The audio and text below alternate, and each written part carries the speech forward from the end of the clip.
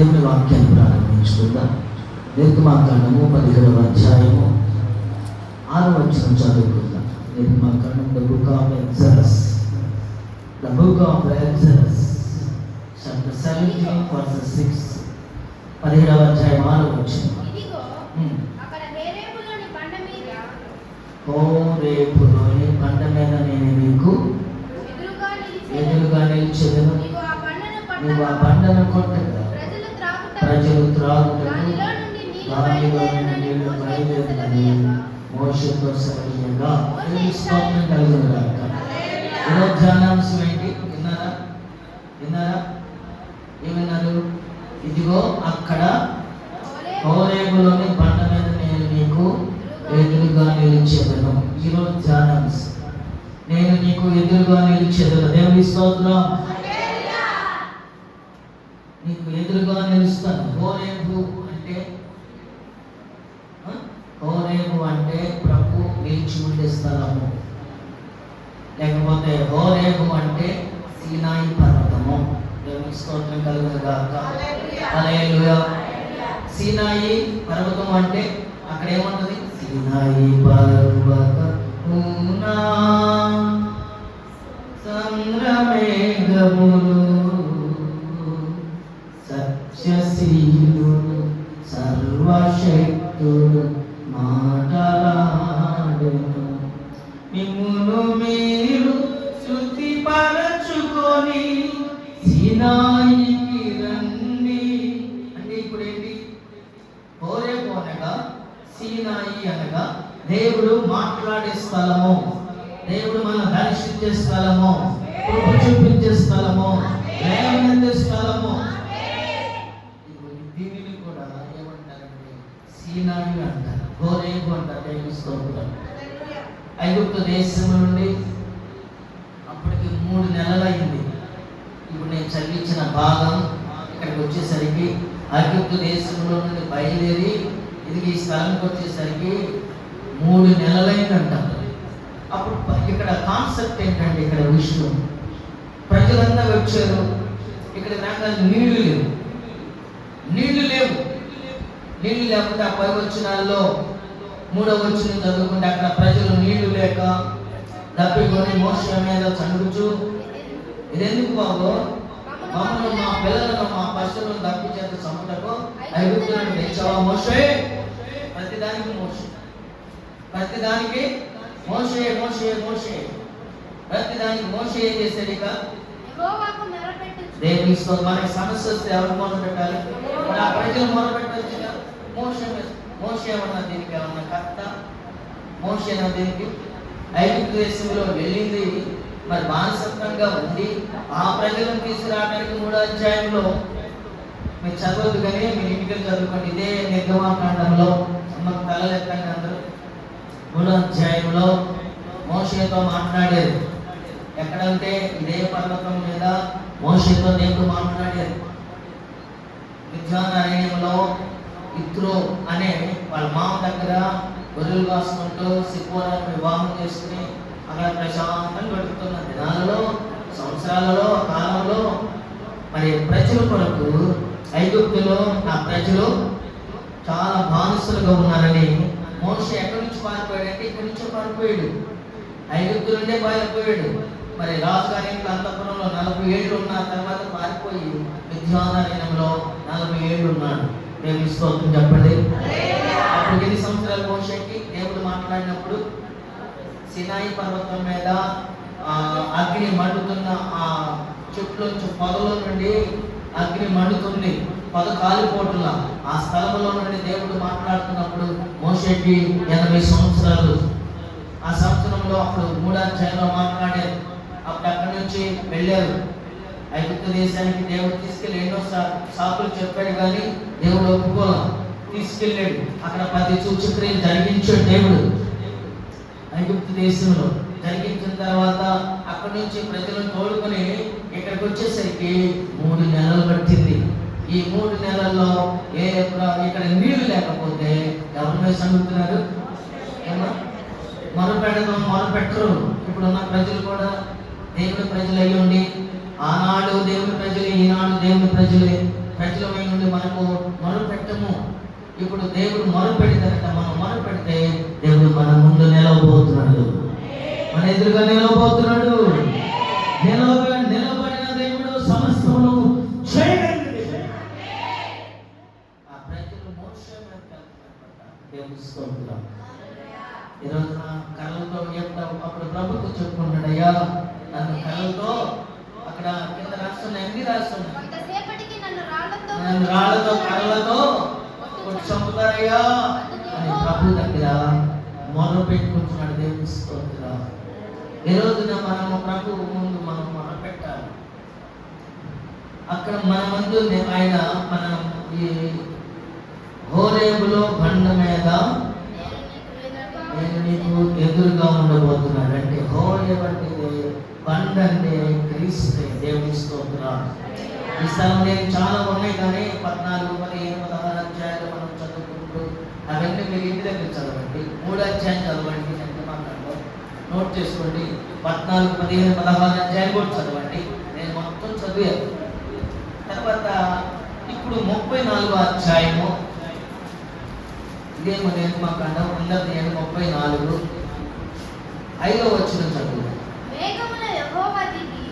మేఘములో యెహోవా దిగి అక్కడ అతనితో నిలిచి యెహోవా అను నామమును ప్రకటించెను. దేవుని స్తోత్రం చెప్పండి. హల్లెలూయా. ఈరోజు నీ కొరకు దేవుడు మేఘమును దిగిరాబోతున్నాడు. అసలు మనం ఎంత వారము. ఈ నెలలో వాగ్దానం ఏంటి? ఈ నెలలో వాగ్దానం ఏంటి? అల్పులైన వారిని గనులుగా ఇచ్చేది. మనం ఎంత గనులమా, అల్పులమా? అల్పులైన మన కొరకు ప్రభు ఎక్కడి నుంచి దిగిరాబోతున్నాడు? మేఘమును వాహనంగా చేసుకుని మన ముందుకు రాబోతున్నాడు. మన ఎదుట నిలవబోతున్నాడు. నిలిచి ఏం చేస్తాడంటే మనల్ని అంట యెరూషలేము నుండి దేవుడు ఇర్మియా గ్రంథం 6వ అధ్యాయం వచ్చింది. నేను 3 మాటలు చెప్తాను, అయితే కొన్ని వచ్చిన చదివించాను. యెరూషలేమా, నీ యొద్ద నేను తొలగిపోకుండా ఉండాలంటే మీరు దేనికి శిక్షకు లోబడాలి. యెరూషలేమా అంటే ఎవరు? దేవుని బిడ్డలే. దేవుని బిడ్డలారా, మన దగ్గర నుంచి తొలగిపోకుండా ఉండాలంటే మనము ఎవరికి లోబడాలి? ప్రభు శిక్షకు లోబడాలి. ప్రభు దేవుని వాక్యములకు లోబడాలి. వాక్యమే మనల్ని ఆదరించేది. మనం ఎన్ని చేసినా పాటలు పాడతారు, పాడి పాడి పాడి వాక్యం దగ్గరికి వచ్చేసరికి వాక్యం చెప్పలేరు. కొన్ని మందిరాల్లో 10 నిమిషాల కంటే ఎక్కువ ఉండదు. ఆ మాట ఈ మాట చెప్పుకుని కాలం గడుపుతున్నారు. కానీ వాక్యమే మనలను ఆదరించేది. నీ ముందు నిలబడేది ఏంటో తెలుసా? వాక్యమైన దేవుడే. నువ్వు రూపాంతరం చెందాలి. ప్రభు సన్నిధిలో నువ్వు ఎదగాలి. ప్రతి దినము స్థిరపరచబడాలి. ఈ ప్రభు శరీరమును, ఆయన రక్తమును త్రాగటానికి నువ్వు రూపాంతరం చెందాలి. ఒక రోజున యేసు ప్రభు వారు పేతురు, యాకోబు, యోహానులను ఎక్కడ తీసుకెళ్ళాడు? రూపాంతరం కొండకు తీసుకెళ్ళాడు. ఎక్కడ తీసుకెళ్ళాడట? ఎక్కడ తీసుకెళ్ళి చెప్పండి. ఒక రోజున యేసు ప్రభు వారు ఎవరెవరిని? పేతురు గారిని, యోహాను, యాకోబు, వీళ్ళ ముగ్గురు మెయిన్ శిష్యులు అన్నమాట ప్రభుకి. వీళ్ళ ముగ్గురిని ఎక్కడ తీసుకెళ్ళాడు? చదువుతారా? మార్కు సువార్త 9వ అధ్యాయం 2 నుంచి కొన్ని వచనాలు చదువుకుంటే,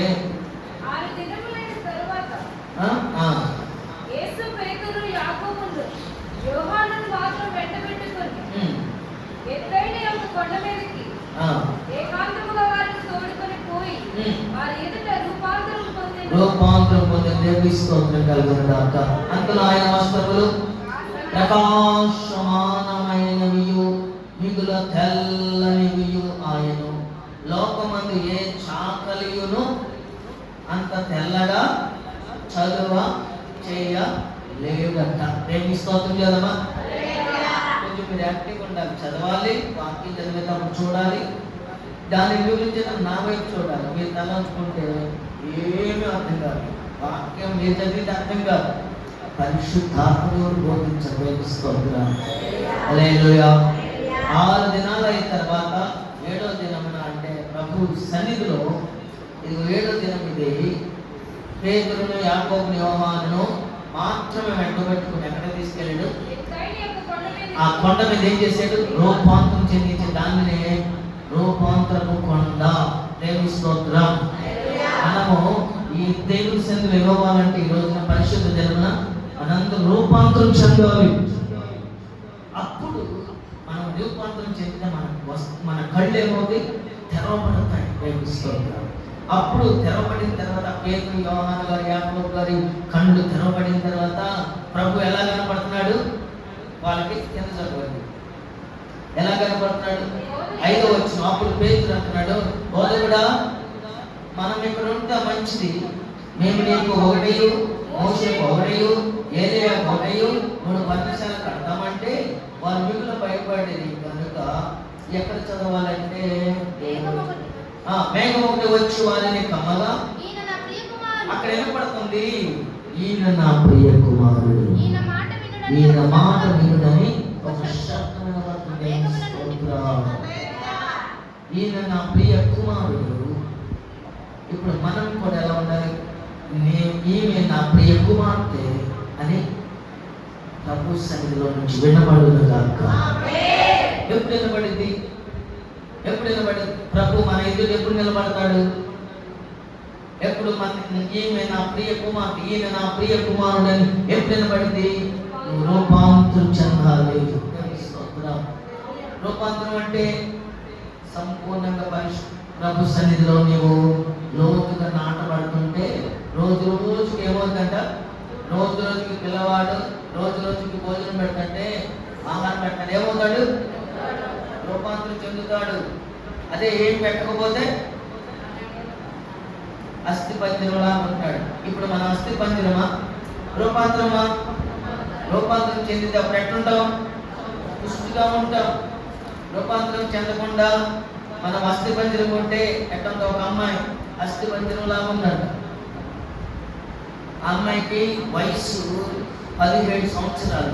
కానీ అమ్మాయిని చూస్తే పాస్టర్ గారి దగ్గర తీసుకొచ్చారట. అప్పుడే అన్ని తిరిగారు అయిపోయింది. ప్రార్థన మందిరాన్ని తీసుకొచ్చారు. వాళ్ళు పాస్టర్ గారు చూసి, ఏంటి ఈ అమ్మాయికి 70 ఏళ్ళు అన్నాడట. ఇప్పుడు ఎట్టుంది?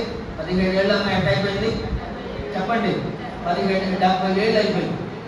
అప్పుడు చెప్పారట, ఇది పరిస్థితి అని. ఇక ప్రార్థన చేస్తూ ఉన్నారట. దేవుడు అంట అంతకుముందు ఏమీ లేనామే ఇక రోజు రోజుకి ప్రార్థన చేసేటప్పుడు ఆమె ఏమవుతుందంటే రూపాంతరం చెందుతుంది. అప్పటి వరకు ఏమి తిన్నామే? ఒక ఇడ్లీ తిందంట. మొదటి రోజు రూపాంతరం చెందిన తర్వాత ఒక ఇడ్లీ తిందంట. 2వ రోజు 2 ఇడ్లీ తిందంట. 3వ రోజు 3 ఇడ్లీ తింది. 4వ రోజు భోజనం తింది. 5వ రోజు అలా క్రమంగా రూపాంతరం చెందింది. రూపాంతరం చెందిన తర్వాత ఇక ప్రార్థన రావడం మానేసింది. రూపాంతరం చెందిన తర్వాత ప్రార్థన రావడం మానేసింది. కొన్నాళ్ళ తర్వాత ఇంకో సేవకుడు, ఏంటి ఈ అమ్మాయి రావట్లేదు అడిగితే ఆ అమ్మాయి అంటుంది, ఇంకెందుకండి ప్రార్థనకి ఎందుకు? ఏం పని అయిపోయింది. ఈ రోజున మన పని కూడా అర్థంగా ఉంది. మన అవసరం అయిపోగానే ఏం చేస్తున్నా? నాకు అవసరమైనప్పుడు పిలుస్తాను, నాకు అవసరమైనప్పుడు నేను పిలుస్తానంటే పెడతాను. మనం ప్రతిరోజు రూపాంతరం చెందితే ప్రభు నీ ముందు నిలబడబోతున్నాడు. నిలబడి ఏం చేస్తాడు చెప్తాను. ప్రభు నిలబడబోతున్నాడు. ప్రభు నీ ఎదుట బండను చీల్చబోతున్నాడు. ఆ ప్రజలు ఆ నీళ్లు లేక దప్పిక పడితే ప్రభు ఆ బండల నుండి ఏం తీసుకొచ్చాడు? జీవ జలపు ఊట. ఆ జీవ జలపు ఊట నీ హృదయము నీ లోపల అంతరమా ఎదలోతుల నుండి ఆ జీవపు ఊట బుక్క నీ ఎదలోతుల నుండి పుట్టులు గాక. ప్రతి వారిలో పుట్టాలి. తిమోతి రాసిన 2వ పత్రిక 4వ అధ్యాయం 17వ వచనం చదువుదాం. ఇక్కడ పౌలు గారు అంటున్నాడు, నేను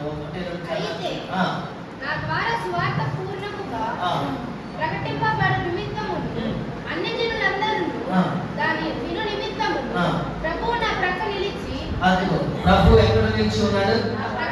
ప్రక్కన నిలిచి ఉండే దేవుడు ఎదుట నిలబడతాడు. ప్రక్కన నిలబడినప్పుడు మనం బలపరచబడతాం. నేను వచ్చిన చూపించి వదిలేస్తాను. మనకున్న సమయాన్ని అందులో ఈరోజు మనకు ప్రత్యేకమైన బలాలు అన్ని మనం 8 గంటలలోపే మనం ముగించాలి. అక్కడ ఎవరు మాట్లాడుతున్నారు? దేవుని స్తోత్రం. అయితే ఇక్కడ కొరింథీయులకు రాసిన 2వ పత్రిక 4వ అధ్యాయము 17వ వచనం చదవండి. మనం ఏం చేస్తామంటే ఇప్పుడు అపోస్తలుడు పౌలు కొరింథీ సంఘానికి చెప్తున్నాడు. మనం ఏం చేస్తున్నామంటే 4వ అధ్యాయం 17వ వచనంలో మేము దృశ్యమైన వాటిని చూడవద్దు. మనం ఏం చేయాలంటే సంఘమా, విశ్వాసులారా, మనము దృశ్యమైన వాటిని చూడకూడదు. ఏం చూడాలి? అదృశ్యమైన వాటినే నిదానించి చూడాలి. కనబడే వాటిని కాదు మనం చూడాల్సింది, ఈ లోకంలో కాదు మనం చూడాల్సింది. ఈ లోకంలో సృష్టించిన సృష్టికర్త అయిన దేవుని యొక్క సన్నిధిని మనం ఏం చేయాలి? చూడాలి. ఎక్కడ చూడాలి? నిదానించి చూడాలి. నిదానించి చూడాలి. అదృశ్యమైన వాటి మనం వైపు చూడాలి. ప్రభు ఎలా కనపడతాడు? అమ్మాయి గ్రామానికి వెళ్తున్నప్పుడు ఇద్దరు వాళ్ళ మధ్యలో 2 భుజాలు వేసి వాళ్ళ మీద వేసిన యేసు ప్రభుని వాళ్ళే గుర్తుపట్టలేకపోయారు. అంటే వాళ్ళు దృశ్యమైనవే చూడగలుగుతున్నారు, కానీ అదృశ్యమైనవి మనం దేవుని బిడ్డలు ఏం చూడాలి? లోకంలో ఉన్న వాళ్ళు దృశ్యమైనవి చూడగలరు, కానీ మనం ఏం చూడాలి? అదృశ్యమైనవి. ఎవరికి కనబడని, ఎవరు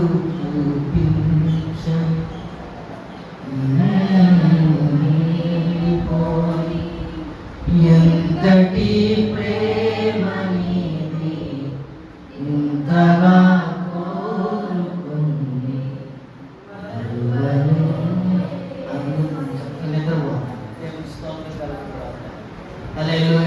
మనము దృశ్యమైన వాటిని కాదు, అదృశ్యమైన వాటిని మనము నిదానించి చూడాలి. అప్పుడు ప్రభు మన ఎదుట నిలబడతాడు. దూరపాటు కదా దేవుని స్తోత్రం. విశ్వాసులైన మనకి నేను వాకించబట్లేదు, కానీ విశ్వాసం ఉండాలి, నిరీక్షణ ఉండాలి, ప్రేమ ఉండాలి. విశ్వాసం ఉండాలి, నిరీక్షణ ఉండాలి, ప్రేమ. ఈ 3 ఉండగలిగితే ప్రభు సన్నిధిలో నిలబడగలం. ఇందులో ప్రాముఖ్యమైనది ప్రేమ. అపోస్తలుడు పౌలు గారు అంటున్నాడు, కొరింథీయులకు రాసిన 1వ పత్రిక 13:13 నోట్ చేసుకోండి, తీయద్దు. మనలో ప్రేమ అనేది చాలా ప్రాముఖ్యం. విశ్వాసము, నిరీక్షణ, ప్రేమ. ఇందులో ప్రాముఖ్యమైనది, విలువైనది ప్రేమే. ఒకరి ఎడల ఒకరు మన ప్రేమ కలిగి ఉండాలి. ఇది ఇప్పుడు ప్రభు మన ఎదుట నిలబడితే, ఈరోజు మన దేవుడు మనకు అనుగ్రహించబోతున్న మొట్టమొదటి భాగ్యం ఏంటో తెలుసా? ఈరోజు ప్రభు మనతో మన ఎదుట ఇశ్రాయేలు ప్రజలకి దైవజనుడు మోషే ఎదుట నిలబడినప్పుడు మొదటి భాగ్యం, వాళ్ళకి కలిగిన భాగ్యం, 3 నెలల తర్వాత కలిగిన భాగ్యము నీళ్లు. ఈరోజు మనకు భాగ్యం ఏంటో తెలుసా? మొదటి మాట ఏమో భాగ్యం తెలుసా అన్న మీరు చెబితే అక్కడ తెలిసేదండి. చదవండి లూకా సువార్త 10వ అధ్యాయము 6వ వచనం. మొట్టమొదటి భాగ్యం ఇది. లూకా సువార్త 10:6. ఈరోజు మనకేం ఏం రాబోతుంది? సమాధాన పాత్రుడుగా దేవుడు మన ఎదుట నిలబడబోతున్నాడు. మనందరికి సమాధానం కలగబోతుంది. సమాధానం అనే భాగ్యములు దేవుడు అనుగ్రహించబోతున్నాడు. ప్రజలలో సమాధానం లేక, కుటుంబాలలో సమాధానం లేక, సమాధాన పాత్రుడు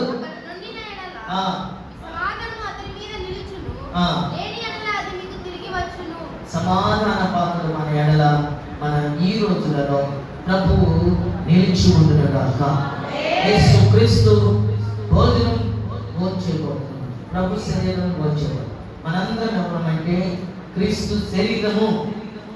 సంఘం అంటే క్రీస్తు శరీరం అనే సంఘం. మన శిరస్సు ఎవరో తెలుసా? రాత్రి నేను చెప్పాను, శిరస్సు ఎవరు? యేసు ప్రభు వారు. బాడీ, శరీరము, సంఘం. ఇప్పుడు మన తల చెప్పినట్టు శరీరం వినిద్దా? శరీరం చెప్పినట్టు తల వినిద్దా? తల చెప్పినట్టు శరీరం వినిద్ది.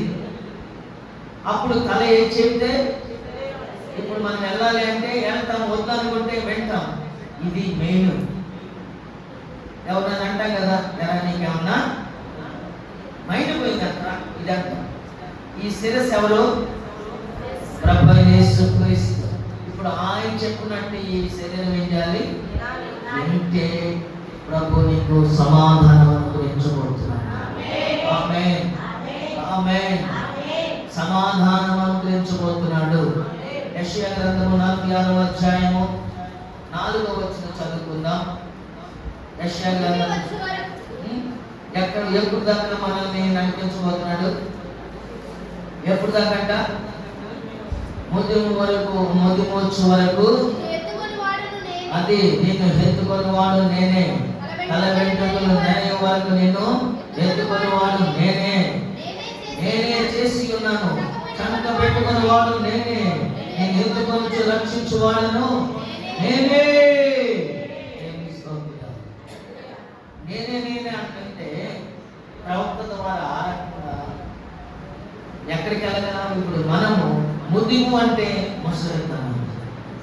ముసలితనంలో చాలా మంది చనిపోయిన తర్వాత అప్పో ఆ కోళ్ళు ఈ కోళ్ళు, ఆ పొట్టోళ్ళు ఈ పొట్టోళ్ళు కోసి తెగేస్తారు. బతుకున్నప్పుడు వీళ్ళు కోళ్ళు ఇప్పుడు చేస్తారు. అప్పో అసలు ఏం చేశారా? ముసలితనం వరకు ఆయన మనలను ఎత్తుకునే దేవుడు, చంక పెట్టుకునే దేవుడు. ఎంట్రుకలు తెలిసేంత వరకు, అంటే ఆఖరి తుది శ్వాస వరకు ఆయన మనకు సమాధానం ఇచ్చే దేవుడు. దేవునికి స్తోత్రం, హల్లెలూయా. సమాధానం ఇచ్చే దేవుడు.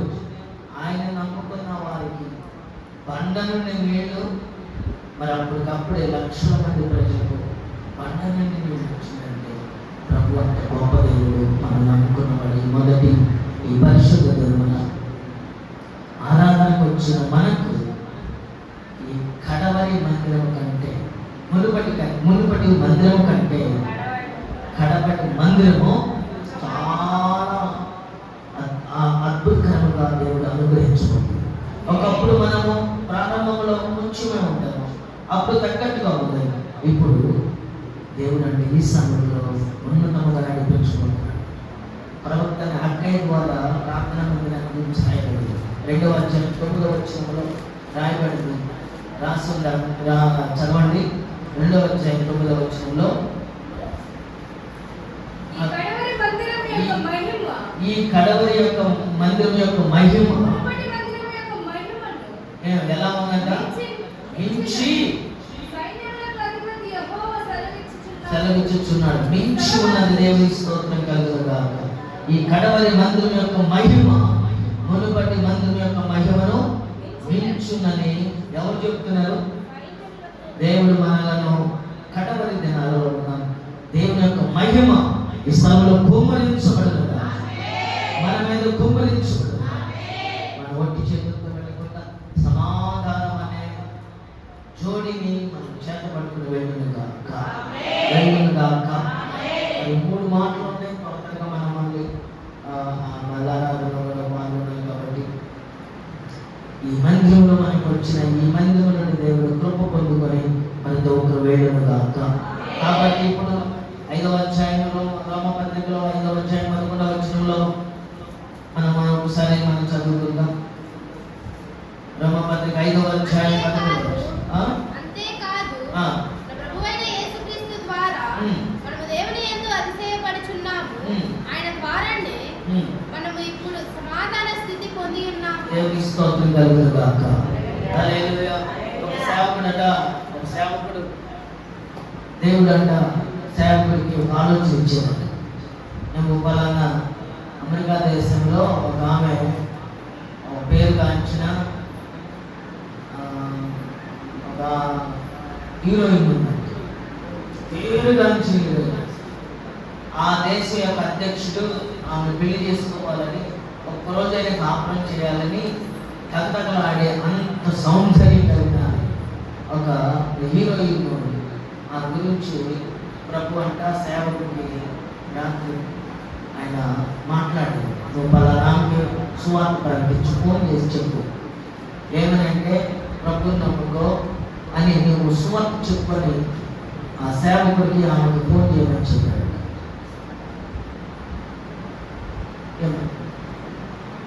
ఫోన్ చేసి చెప్పమంటే చేశాడట. ఆమె చెప్పాడు, అమ్మ ప్రభు నాకు చెప్పాడు, నువ్వు యేసుక్రీస్తుని నమ్ముకుంటే దేవుడు నీకు సమాధానం ఇవ్వబోతున్నాడు, నీకు కృప ఇవ్వబోతున్నాడు, నీకు దీర్ఘాయువు ఇవ్వబోతున్నాడు అని ఫోన్ చేసి చెప్తే అవనంట, ఫస్ట్ గారు ఇప్పుడు కాదండి, నేను చెప్తాను, తర్వాత ఫోన్ చేసి చెప్తాను, అప్పుడు మా ఇంటికి వచ్చినాక మీరు నాకు దేవుడు మాట చెప్తాడు అని అన్నాడు. సరే వెళ్ళకుండా ఉన్నాడంట. మరలా ప్రభు చెప్పాడు, మరలా ఫోన్ చేసి చెప్పాడు, మరలా ఫోన్ చేశాడు. అమ్మా ఎందుకో ప్రభు మరలా నాకు తెలియపరిచాడు, ఇప్పుడు మరి ఈ విధంగా నేను దేవుని నమ్ముకోమని. అప్పుడు అవన్నంట, నేను ప్రపంచంలో నేను పేరు గాంచింది దానిని అమెరికా అధ్యక్షుడు నా కోసం తగతగలాడుతున్నాడు, నేను అతనికి కూడా అవకాశం ఇవ్వలేదు, నేను ప్రార్థనకు వచ్చేదా, ప్రార్థనకు వస్తే నా ప్రోగ్రామ్స్ ఏమైపోవాలి, ప్రపంచం అంతా నన్ను చూస్తుంది, ప్రపంచం అంతా నన్ను చూస్తుంది, ఆ శక్తి స్కెడ్యూల్ ఏమైపోవాలి అని తిరస్కరించిందంట. తిరస్కరించి ఫోన్ పెట్టేసింది. ఫోన్ పెట్టేసిన కొద్ది రోజులకి ఆమె ఒక ప్రోగ్రామ్కి బయలుదేరుతుందంట. బయలుదేరుతూ యాక్సిడెంట్లో చనిపోయింది. వార్తలు వస్తున్నాయంట, పలానామే ఇక లేదు, ఇక లేరు, ఇక లేరు. దేవుని స్తోత్రం. నిజంగా మనకు దేవుడు ఇచ్చాడంటే ఇంకో భాగ్యాన్ని, దేవుని సన్నిధిలో మనకి ఇచ్చిన ఈ భాగ్యాన్ని ఎవరు పోగొట్టుకోవద్దని ప్రభు పెట్టమని తెలియపరుస్తున్నాను. ఈ చక్కటి భాగ్యాన్ని పోగొట్టుకోవద్దు. అయ్యో ఎందరికో ధనవంతులు అనేవాళ్ళు, విద్యావంతులు అనేవాళ్ళు, పేరుగాంచిన వారికి దేవుడి గొప్ప ఇవ్వాల. పేదలైన మనము, అణచబడిన మనలను దేవుడు ఏం చేశాడు, ప్రభు సన్నిధిలో ఇచ్చాడంటే మనం అనుకుంటాం ప్రభు మందిరానికి రావడానికి ఏమి వెళ్దాంలే ఎప్పుడు.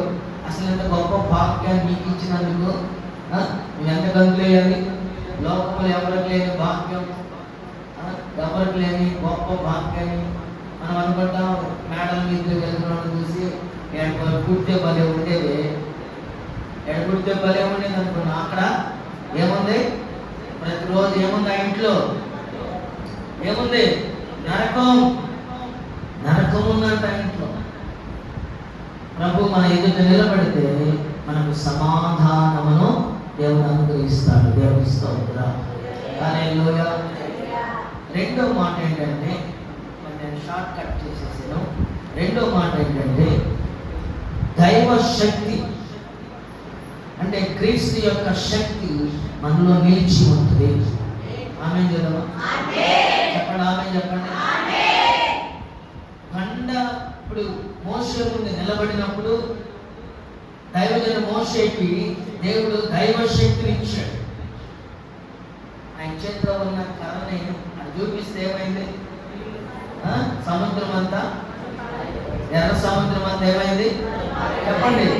దైవ శక్తిని ఇస్తాడు మనకి, దైవ శక్తిని అనుగ్రహించబోతున్నాడు. ఎవరికి ఎవరికి మాట్లాడు, ఎవరికి దైవ శక్తి ఇచ్చేది, ఎవరికి రూపాంతరం చెందిన వారికి. దేవుని స్తోత్రం. ఇప్పుడు చదవండి 2 కొరింథియన్స్, కొరింథీయులకు రాసిన 2వ పత్రిక 12వ అధ్యాయము 9వ వచనం. అందుకు నా కృప నీకు చాలును, బలహీనతలయందు నా శక్తి పరిపూర్ణమగుచుందని ఆయన నాకు చెప్పిన కాగా క్రీస్తు శక్తి నా మీద నిలిచి నిమిత్తము విశేషముగా నా బలహీనతల యందే బహు సంతోషముగా అతిశయపడుదును. దేవుని స్తోత్రం. అపోస్తలుడు పౌలు గారు ఆయన ఒక చిన్న బలహీనత. ఏం బలహీనత ఆయనకి? ఏం బలహీనత అంట? ఏమో నిద్ర అనే బలహీనత. మనకు కూడా ఉంది. వచ్చిన కానీ నిద్రే, వచ్చిన కానీ నిద్రే. అసలు వాక్యం ఏంటి? నిద్ర ఎక్కడ వచ్చింది? వాక్యం ఉంటే కదా అసలు ఆ తప్పం వేరుకుంటుంది, ఆ విధానం వేరుకుంటుంది.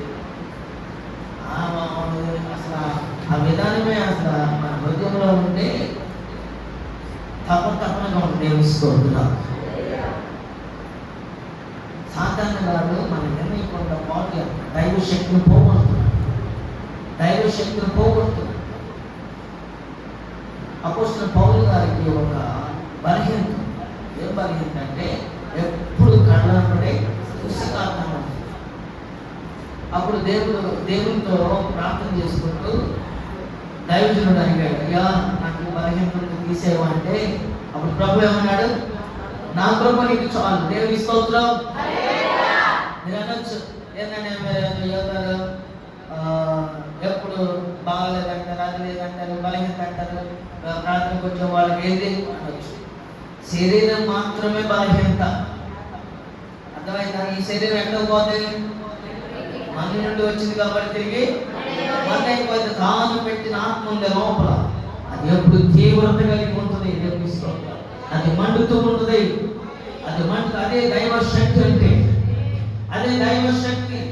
అపోస్తలుడైన పౌలు గారు ఆయన శక్తులను బట్టి ఆయన వాక్యం చెప్తున్న కుంటివాడు బాగుపడ్డాడు. ఒకడు కుంటివాడు వాక్యం చెప్తుంటే వాక్యం వైపు చూస్తూ ఉన్నాడు. వాక్యం వైపే కళ్ళు తెరిచి వాక్యం మీద నిదానించి చూసినప్పుడు తన కుంటితనం ఏమైంది? పండుగ. దేవుని స్తోత్రం. అందుకే వాక్యం చూడు చూడు చూడు అనేది. ఇక నిలబడిన వాడిని చూడటం కాదు, వాక్యం మీరు కింద చూస్తే పోయిందని వాక్యం చూడమంటారు. దైవ శక్తి ఆయన కచ్చిపులు పట్టుకున్న వారు బాగుపడతారు. దేవుని స్తోత్రం కలుగుగాక. పరిపూర్ణమైన శక్తి దేవుడు మనకు అనుగ్రహించుగాక. ఆరాధన చేసిన మనందరి పైన దైవ శక్తి నిలిచి ఉండునుగాక. నిలిచి ఉండునుగాక. దేవుని బిడ్డలకే కష్టాలు వచ్చేది ఎందుకు తెలుసా? పరిపూర్ణం అవ్వాలి. ఎప్పుడవుతాం పరిపూర్ణము? ఎప్పుడవుతాం? మాదేం పువ్వు రోజు కాదు, రోజుకు ఏంటది? రోజుకు గులాబీ. ఎక్కడి నుండి వచ్చింది? మనం కూడా అంతే. మనము అంటే దాంతో పోల్చట్లేదు, కానీ ప్రభు బిడ్డలుగా మనము రూపాంతరం చెందాలంటే మనం ఎక్కడి నుంచి రావాలి? అట్టడుగు నుంచి లేవాలి. అట్టడుగు నుంచి లేవాలి. అప్పుడు మనం నిలబడగలం. రాత్రి వచ్చిన ఐశ్వర్యం అంట ఏమైంది?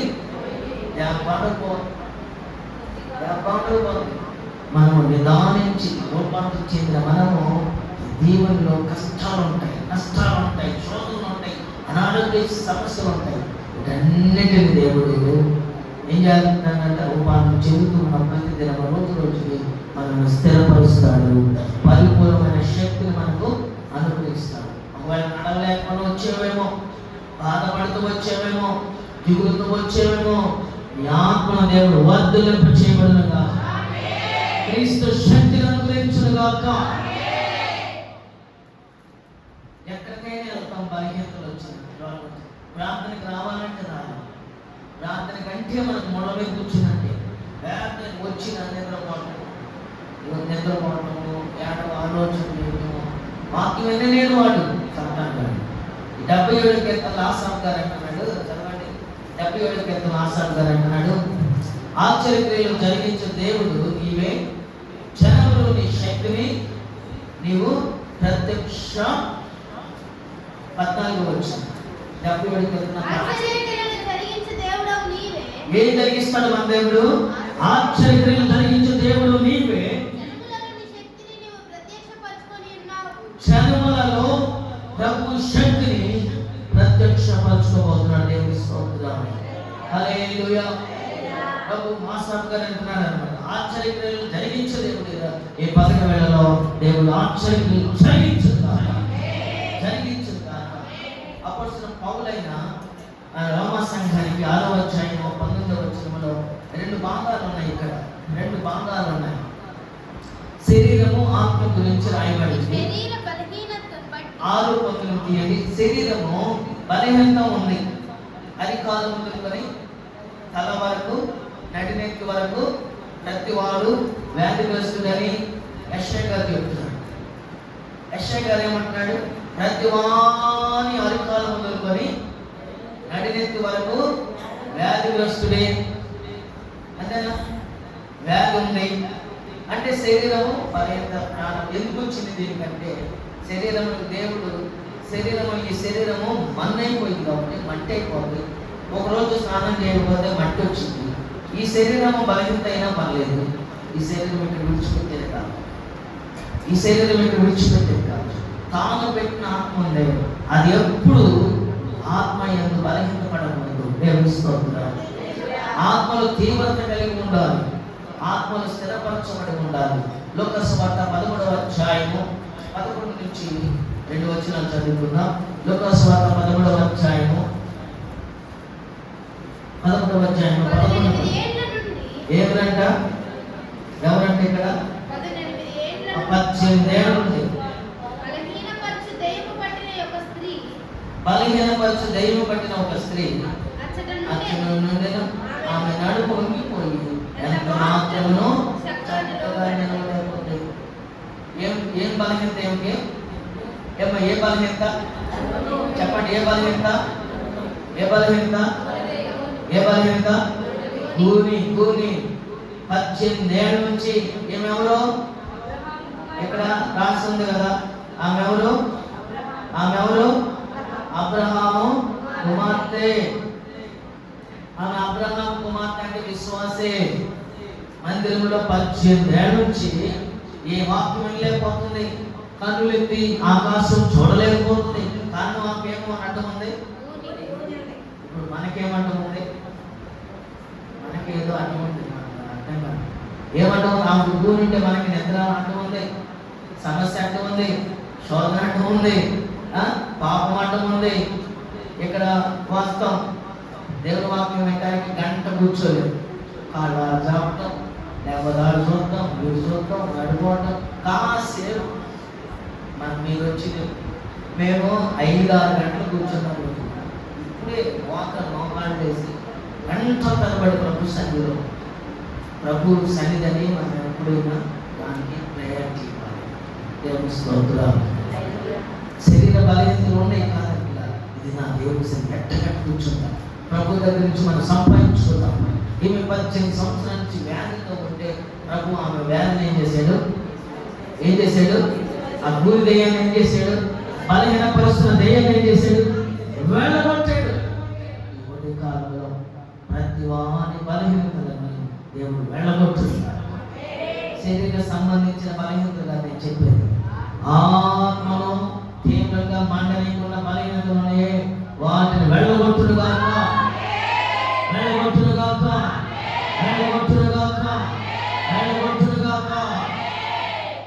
ఎప్పుడైతే ఏమనుకుంటామో అది పరుగు తీసి 8వ అధ్యాయం మత్తయి సువార్త 8వ అధ్యాయం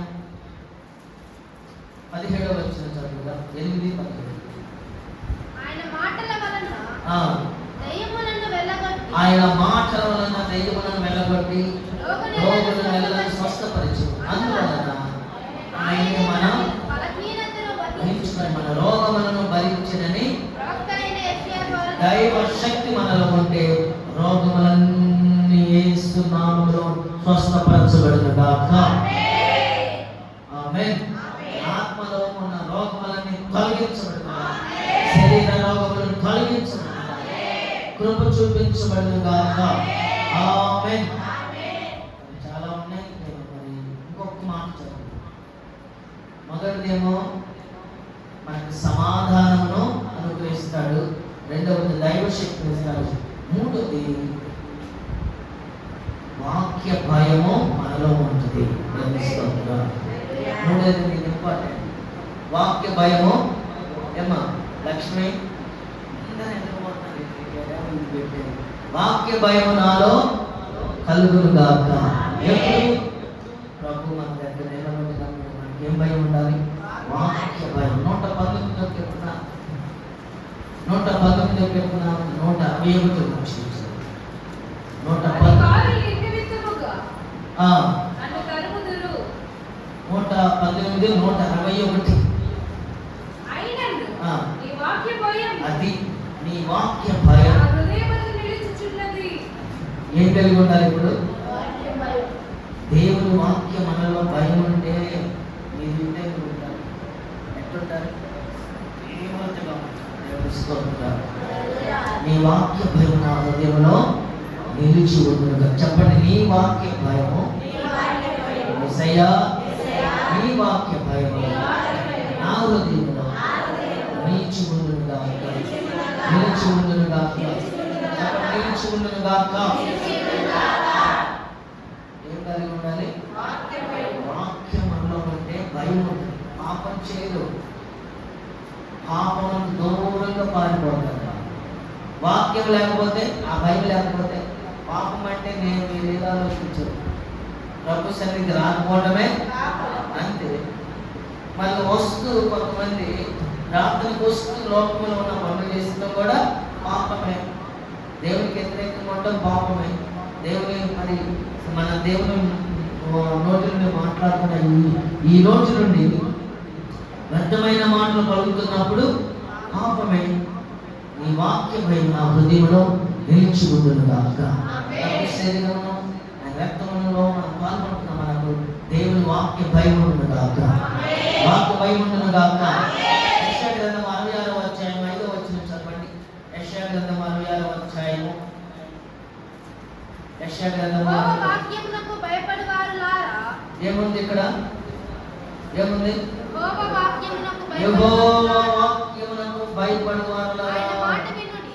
అది ఆయన మాట వినుడి. మిమ్మల్ని ద్వేషించుచు నా నామమును బట్టి మిమ్మల్ని త్రోసివేయు మీ స్వజనులు మీ సంతోషము మాకు కనబడినట్లు యెహోవా మహిమనందును గాక. వారు సిగ్గునందుకోతున్నారు. దేవుని స్తోత్రం. నీలో వాక్య భయం ఉంటే, దేవుని భయం ఉంటే, నిన్నెవరైతే ద్వేషించారో, నిన్నెవరైతే త్రోసివేసారో, అవమానించారో వారందరూ ఒక రోజున సిగ్గుపడబోతున్నారు. సిగ్గుపడబోతున్నారు. ఏముండాలి మనకి? దేవుని వాక్యం మనలో ఉండాలి.